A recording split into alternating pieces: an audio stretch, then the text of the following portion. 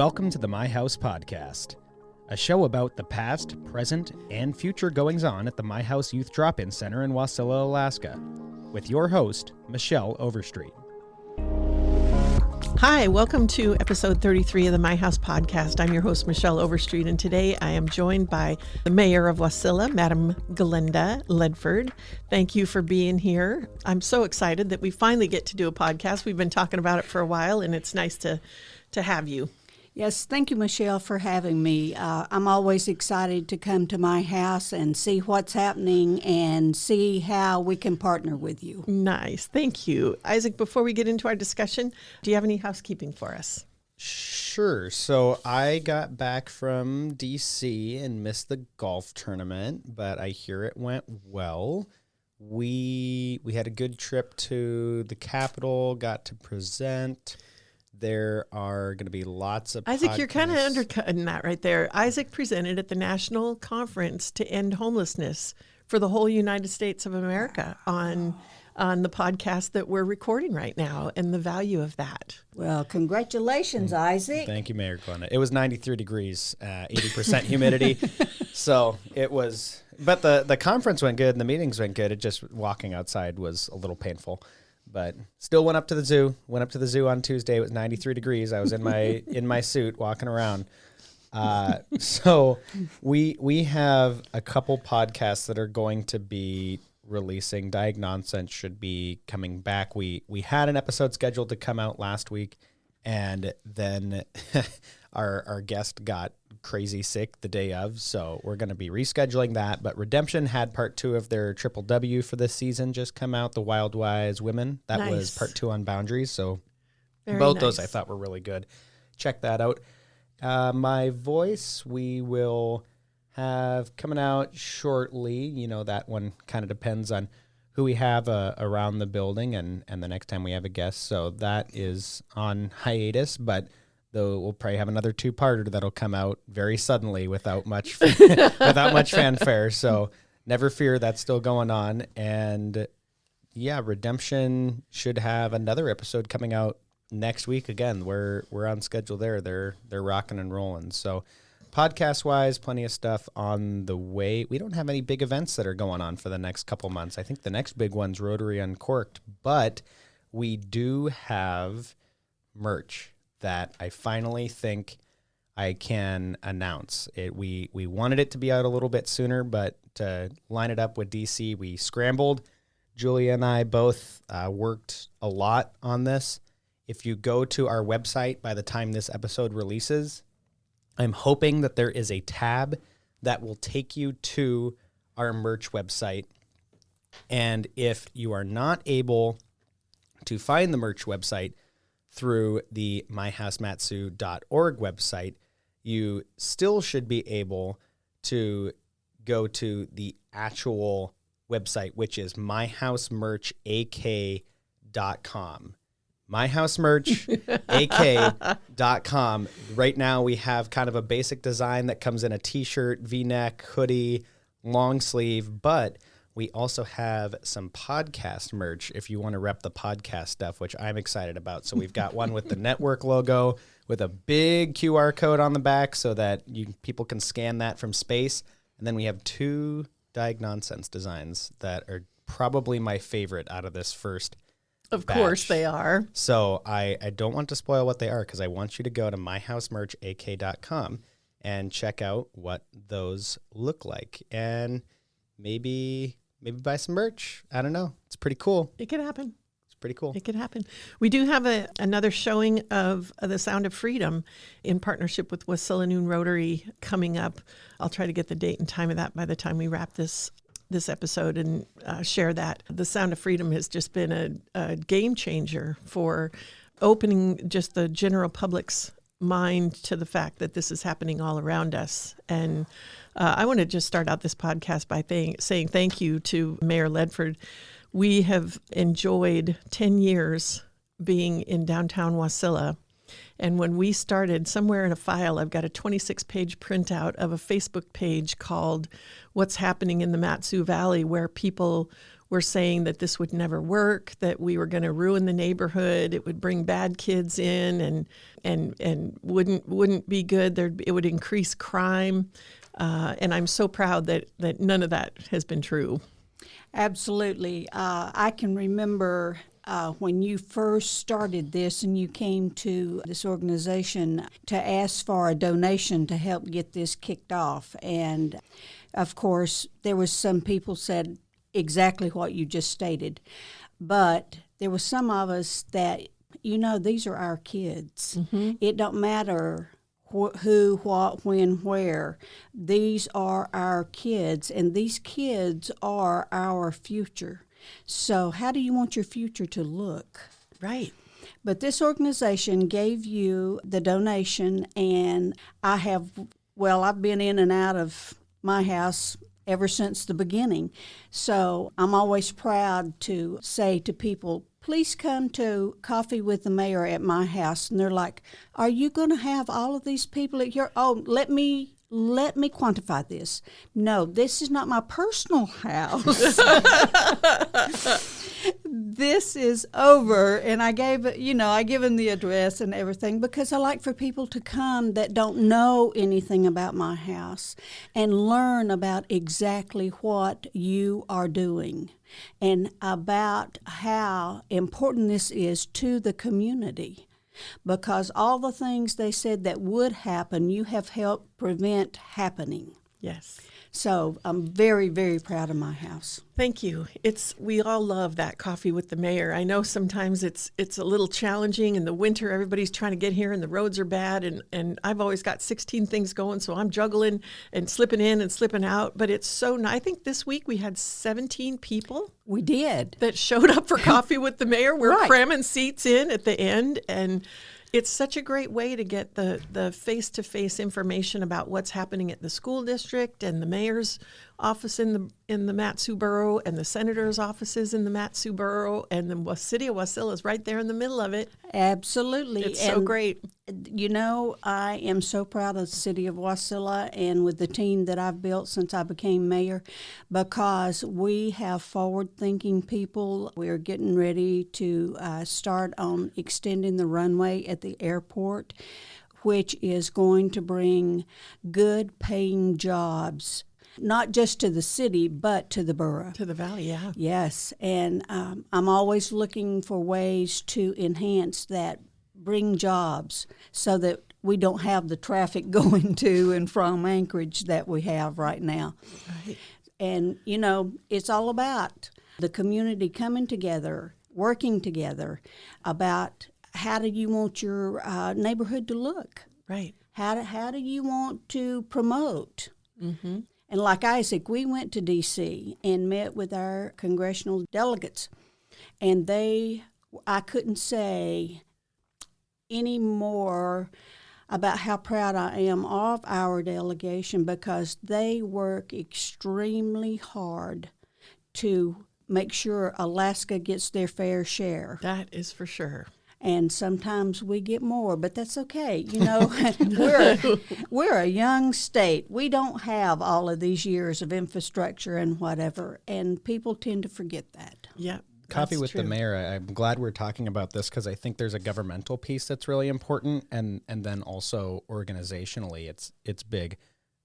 When we do these trips to Juneau and to DC, it's so easy to set things up because we have connections with every single person's representative. We have connection with the governor's representative, with both senators, with our congresswoman. It's just a quick call to Jerry at Senator Murkowski. We should really have Jerry on here too. Yeah, we had Senator Murkowski on. We haven't had Jerry on here. Jerry's always at Coffee with the Mayor. Just call him and we're able to get something set up. But then also, like you were saying, Michelle, when we have stuff that's going on in the school district or with WASI or someone else is doing a fundraiser or we're doing a fundraiser, it's so everyone knows everything because it's an open forum around that table.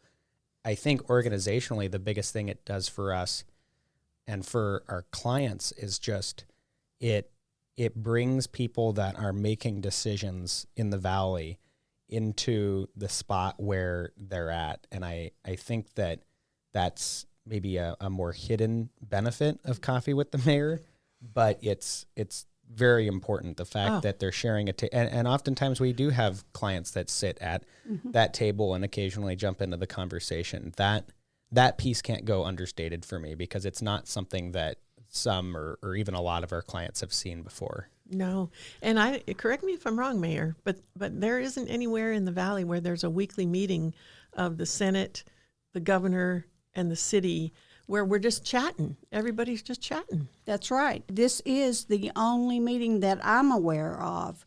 And we laugh and say, oh, what happens at my house on Tuesday morning at 9 o'clock stays at my house, like what happens in Vegas stays at Vegas. But, every week the conversation is different. That's true. You never know what the conversation's going to be. Everybody is free to say whatever they've got to say. But one thing that I think that people don't realize is it puts a face to what you are actually doing. I love that. And people don't realize that until down the road they go, oh, yeah. That's who that was. Or Yeah. That's what that was about. Yep. Yeah, I've learned a lot. I've learned a lot by just sitting there and listening and understanding the dynamics. Eddie Azel's almost always there from the food bank. There are some dynamics around that business. It's a diverse group. It's sometimes fiery. It can be. It can be fiery. It's not always peace and love, but I think we accomplished some things in terms of what you're talking about, the understanding and the like Isaac said, the recognition that there are people here making decisions about our futures. That's right. And I really appreciate the forward thinking of the city of Wasilla. In my mind, you're either leading or you're following. And when you're following, you're playing catch up all the time. And the city of Wasilla sure played catch up. Well, now we are leading. Yes. Another thing people don't realize is we have what we call the Water Connect. Wasilla and Palmer are joining their water systems because if something drastic happens, one can get from the other. So we're not caught red-handed with nothing. And the 2021 that ice storm, the horrific wind and all of that, that just drove home the point that, we need to work together. And so we have, and even the borough, it's Wasilla, Palmer, and the borough. We're all working together on that interconnect, on that water system. Nice. And it's just for, it's for the safety, really, of the communities, not just Wasilla, not just Palmer, but whoever our water system serves. Mm-hmm. And we serve outside the city, so does Palmer. Wow. Nice. So that's a huge project that's fixing to kick off. That's infrastructure, right? That's absolutely the stuff you have to have in place to build a community. Mm-hmm. Working together unless it's the Potato Bowl. The Potato Bowl will never change. Go Warriors! Yeah, there's so much enthusiasm, I think, around not the rivalries, and they're good natured for the most part. They're right. good natured, I think that's part of small town culture. I think we have the best 4th of July small town parade in the country. Absolutely. It's just old-fashioned straw hat, small town, but you got the horses and you got the 4-H kids on the trailer and with the rabbits and just all the things. Yes, all everything. the old cars and the tractors and Palmer has the same thing for their, they've got a couple parades a year that they do, and same thing, right, small right. town America. Small town America. And the thing of it is, this year we estimated over 11,000 people was at our parade. Oh my gosh. There was over 5,000 at the mayor's picnic. Wow. And the mayor's picnic went on into Music in the Park. That was the grand finale for that. That was brilliant. And we have already started planning for next year. So, and I love the parade. I always have. But absolutely is the time for Wasilla to shine, and we shine. Yeah, it's true. I feel like there are lots of things that over the last 10 years we've really have been blessed by the city and the support from the city to be able to move forward on the goals that we have. And we just last week did an intake on our 1,000th client. Wow. And I think we're up to 1,007 this week. It's been a busy couple weeks. Yes. But that's a lot of kids. That's and so a lot of kids. if you think about 1,000 kids that had services that kept them from being on the street, think about what those kids that were 18 10 years ago or 17 are 27 and 28 now. Right. They're not panhandling. They're not camping. They're not homeless. No. They're working. And so the thing that we talk about a lot are exit strategies, and it's not just about finding them a place to stay. It's not about housing entirely. Once we get them stable in housing, then they got to get their education and their job training to be sustainable, Right. and get out on their own. We shouldn't house them forever. The government shouldn't house them forever. Right. They should be out working and doing productive things in their life. And so I really appreciate the economic development and the forward momentum that the city has had. And our housing is right behind a kind of a mall area, and there's over 5,000 jobs within 1 mile of where that housing exists. Right. There's 4 major stores within walking distance, including Target and Fred Meyer. There's a wide range of choices. Those are mostly retail, but there's also service centers and gas stations and car places and food service and Daycares. We have a couple clients that are working in some of the daycares that are around there right now. We do. And that's an important job right now because coming out of COVID, people couldn't get daycare to go to work. Right. So, yeah, we're really blessed with the location that we're in and the opportunities that our clients have to choose jobs. Right. It's not just, one or the other. Well, I think one of the main components of your program is you're giving them a hand up. Because, when you get a hand up and you succeed, that helps build your self-worth. That is You correct. and when when they come out of this and they have that self-worth, when they recognize that, then that's the boost that they needed. Yes. Because so many of them do not have that from where they come from. That is such an important point, and I'm so glad that you brought that up because we sometimes get criticized for not doing more for clients, for asking them to do for themselves. You do it. Just come on. Just get your game on and let's go, and ask them to do it. And one of the things that happens, and I don't know if people think about this, of course I've had 10, 15 years to think about it, but one of the things that happens when they're constantly getting handouts and somebody's doing it for them is that the person who's doing it for them ends up, whether it's in the client's mind or in the social circle, getting credit for it. Right. And I try really hard. We provide services, but we don't make anybody successful.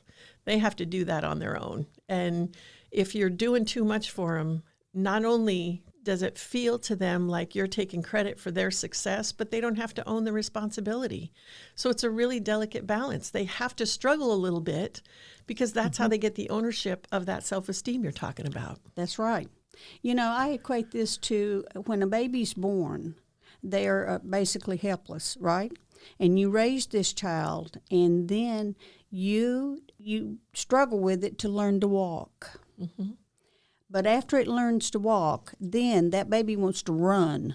Right. So you've got to turn it loose and let it run. So that's what I equate your program to, is you're taking them and reshaping their life. And when you get that done, you have to turn them loose and let them go. Yes. And I think when you are handing out to them and you never turn them loose. Mm-hmm.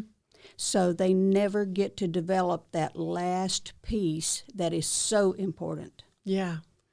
Yeah. It lets them know that you trust them. It lets them know they're capable, It lets them go forward with that feeling of I can do hard things, but doing too much robs them of that. And it's a really interesting dynamic. And I think there's a culture of we should do as much for them as we can. If we provide housing, then they'll just magically succeed. And sometimes when you provide housing, they magically get addicted and die from fentanyl. Right. And so there has to be some reality in there around what the actual developmental stages are and what it looks like to become successful and struggle your way.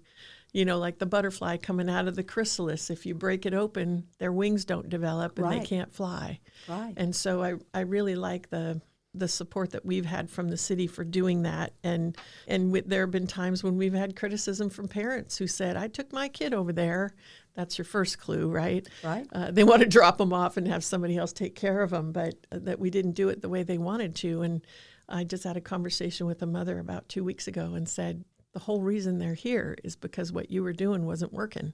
So when you come in here and try to tell us how to do what we do the way that you were doing it that wasn't working, it's not going to work here. No. So it's a culture of, It is. of enabling, and I appreciate the support from the city on really holding space for that. And I had such a nice conversation 2 years after we opened this, 8 years ago. So 10 years ago, we opened the drop-in center, and about 2.5 years later, here come Stan George down the hill, and he says, I just needed to come over and see what you're doing because I had kids sleeping in my coffee shop and shoplifting and just all over the place. Kids, stealing grocery carts and doing all kinds of mischief. And he said, I don't have that anymore. He goes, I might have one or two, and if I call, you come and get them. And he said, he goes, it saves me so much time and so much money, and I just needed to come and see what you're doing. Right. And that was one of the most important and valuable conversations that I had in the development of this. And it was right at a time when I was kind of getting my teeth kicked in by some people who didn't want us doing what we were doing. And I, as I said at the groundbreaking, I really thank them now because I think it made me really determined. It made me determined, and I think it kind of galvanized us to not worry so much about what they say, right? Exactly. You'll never please them all. No matter what you do. Right. Your can-do attitude, it goes over into the kids. I think the kids see that, and you empower them. Mm-hmm. And once a human being is empowered, then they can accomplish a lot of stuff. Yeah, they can. And stuff not only for themselves, but for their community. Absolutely. They want to be part of it. Yes.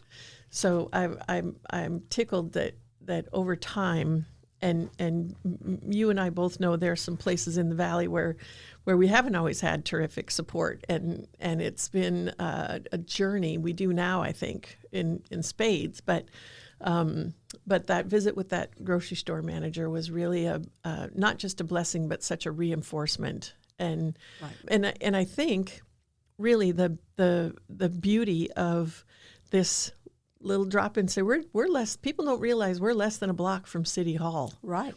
And I think the former mayor, Burt Cottle, I think that was intentional on his part because he wanted to make sure we were going to succeed, and he wanted to keep an eye on it. Right. And no matter who's the mayor, they're coming for coffee with the mayor. That's right. They're coming to dropping in and driving by 2 or 3 times a day, so they know if there's if the place starts looking crummy or run down. Or I think every small town ought to have a little place like this that gets those kids that are struggling, that are from families that have challenges, up and going. Right. And part of it is the small town.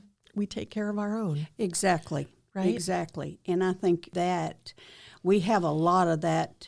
We take care of our own in this community. Mm-hmm. I think so too. It's a huge blessing. It is. And Absolutely. I think other communities are looking for that. They don't know what to do about the homeless youth. And I think historically homeless in general have been seen as a liability instead of an asset. And Isaac's presentation in Washington, D.C. is a good example. Some of the talks that we do around the groundbreaking, talking about youth being as assets instead of liabilities, is a game changer, and it makes them think differently. If you don't want homeless youth sitting at the grocery store and sleeping in the coffee shops, then create an alternative for them that's empowering. And create it with the people in your community that will help them. Exactly. And so I feel like this is such a great example for other communities. And we've been working with Homer to try to get a similar drop-in center there. I encouraged one of their politicians to call you. And this is a funny thing, because sometimes the politicians are afraid it's going to make them look bad if they support it, and then it doesn't work, right? Right. And so it's nice to be able to say, why don't you give a call to the mayor of Wasilla and ask how it's working and see how it could work in your town, instead of being afraid of that and not doing anything and letting that population grow. Well, it's a partnership.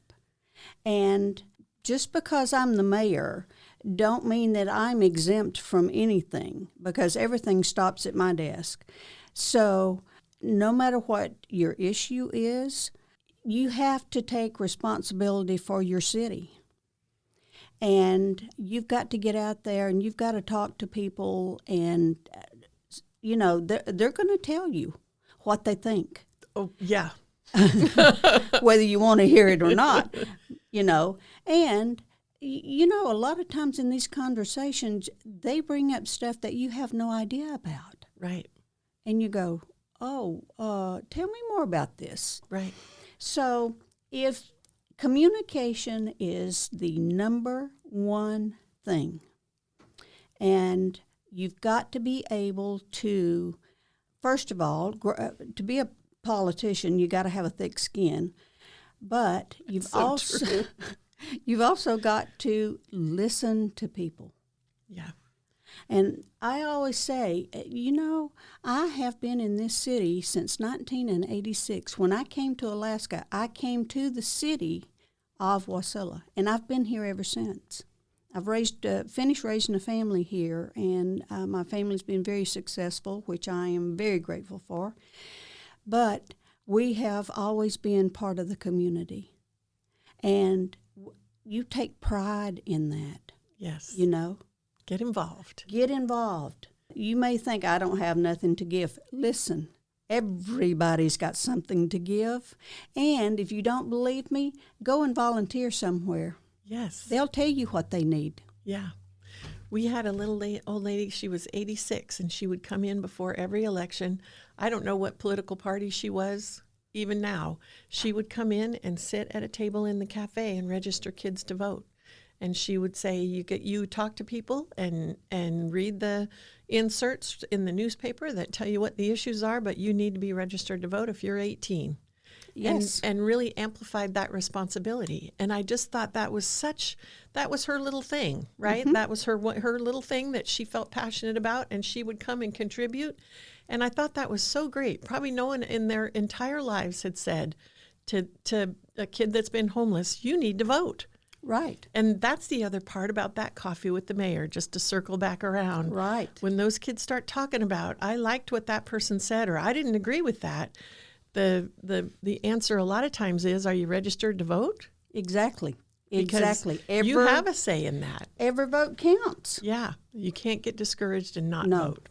Absolutely not. And it's powerful for us to be able to say to youth that felt invisible Mm-hmm. and marginalized that your vote does matter. When the mayor says your vote matters, when she's buying a cup of coffee, you know what those kids walk away from that with? Your vote, I matter. Yeah. My vote matters. Absolutely. I have a place in this community. Right. Again, back to the empowerment of the individual. Yes. And all of these responsibilities comes with that empowerment. Yes. Yeah. If you want to be part of the solution, get on board. That's it. But there's a responsibility, too. There's a responsibility. I love it. I love it. I think this is really a nice way of coming full circle with the power of having city officials, particularly the mayor, involved in any kind of nonprofit work that you're doing, particularly with youth. I know I'll confess this, that I have the mayor's cell phone number, and there are times when I text her and say, I just want to let you know that, either something went good or something went bad. Right. But I'm keeping you in the loop because That's right. we're less than a block away. And if somebody calls you and says that darn, Michelle Overstreet down there is creating all kinds of trouble, that you and I are, what I'm thinking and what's happened in different situations, and that communication piece that you just mentioned is really powerful and critical. That you've got to have. Yeah, very good. Well, I think you're doing a bang-up job, and I think there are so many things happening right now that are exciting and encouraging. I'm proud that the city is just taking a leadership role and going forward with a lot of things that are positive for not only the citizens that live here, but our clients. Right. And thank you for joining us for Coffee with the Mayor every Tuesday. Absolutely. I know it's not always easy. We're all busy and going a million different directions, but I'm proud that we have that group in the building and representing. There's kids coming in the door the whole time we're sitting there. Sometimes 30, 40 kids will pass that table and see everybody who's sitting there. That's right. And it's powerful, and it's affirming. Yes. It's affirming for them. So thank you for that. Absolutely. Anything that you'd like to say and wrap up or add? One thing we've not touched on is the new building that you guys are getting. Oh. I am so excited about that building. I can't wait to see the door open. I feel the same way. It's going to be such a great addition, not only to your program, but to the Valley. Mm-hmm. I think so too. And I think with that, other cities that's kind of been looking, but they're like, oh, I don't want to step in the water. I've just got my toe in it. But I think that will be a great inspiration to them. Mm-hmm. I think so too. This model, this building's got retail shops on the main floor that are already committed, a 200-seat little concert area that Josh Freifogel, the young man who coordinates the party after the 4th of July parade, the Music in the Park, is going to be operating the theater in there. It's going to be lovely shopping. It's going to be a music venue. You're going to be able to get services there. It's going to be a beautiful space with 64 more beds upstairs for our clients. And I'm excited too. I was talking to a guy who's kind of a mentor for me that said, this is going to be the game changer. This is where people are going to start looking at what you're doing and saying, that's how we should be doing it. And this is how we end homelessness. It's by going upstream and getting the kids off the street when they're 16, 17, and 18 and not letting them grow into long-term homeless. Right. And I really think that's what that building represents. So, and I also was told that there aren't very many $23 million building projects across the state, and that we just have to, stay focused and do it right. So I think we're doing that. I do too. I absolutely do. It's exciting. So thank you for that. That's all the time we've got for today. Thank you, Mayor Ledford, for being in our studio and visiting with us. We'll have you back again. Okay, thank you. The My House podcast is recorded at the My House studio in Wasilla, Alaska. Our producer and editor is Isaac Smolden, and I'm Michelle Overstreet. Until next time.